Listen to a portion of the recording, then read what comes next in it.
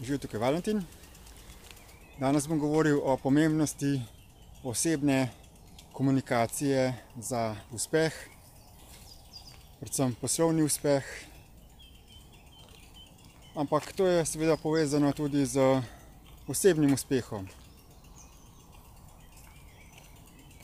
Pri nastopu določene podjetniške poti, ko nekdo želi sam ustvariti svoj prihodek, dobi neko poslovno idejo in se odloči za ponujanje nekih storitev ali izdelkov, je vprašanje potem, kako čim več zaslužiti, kako pospešiti prodajo, kako se približati kupcem.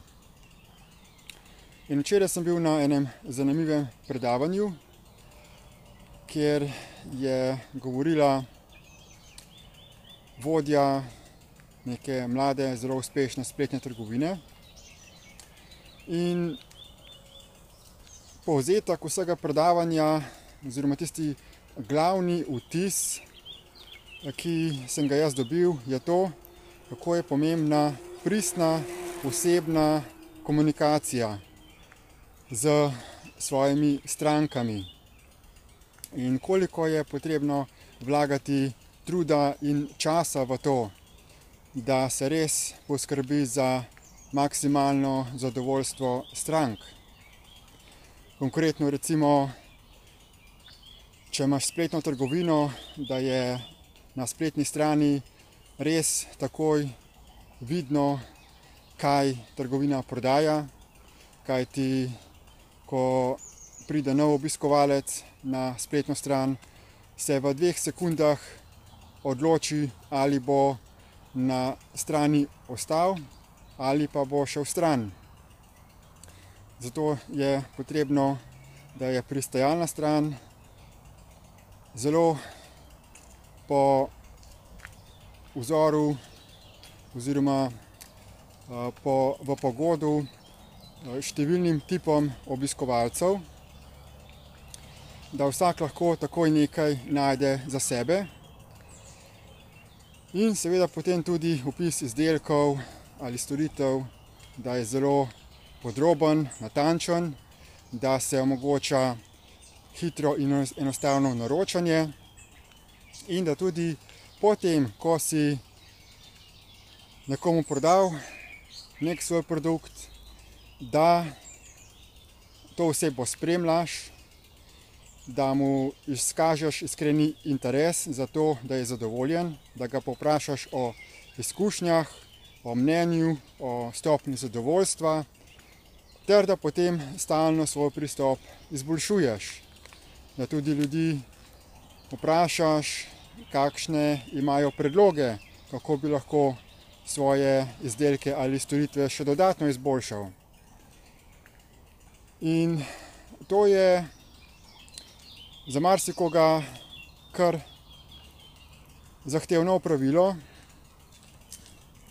zahteva veliko predanost, veliko vlaganja časa in iskrene skrbi za ljudi. Vedno torej prodajaš sebe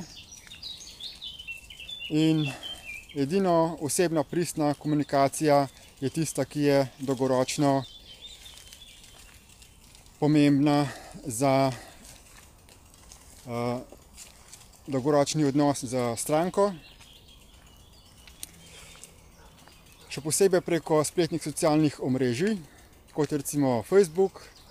Tam je tudi fino, da se objavlja utrinke iz lastnega življenja, da ljudje spoznajo tebe kot vodilno osebo nekega podjetja, kajti vedno pri prodaji je pomembno graditi na pristnem osebnem odnosu. Ljudje vedno kupijo naprej tebe kot karakterja, kot osebnost, potem pa šele tvoj izdelek.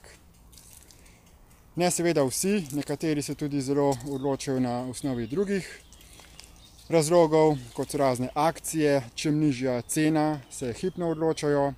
Toda vse več se daje na te pristne osebne odnose, da se podpira ljudi, ki imajo določene vrednote in da so te vrednote seveda trajnostne, da se vidi trud neke osebe, da dela v skupno dobro za vse ljudi.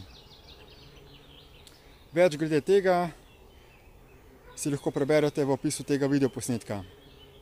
Hvala lepa za posluh in nasvidenje.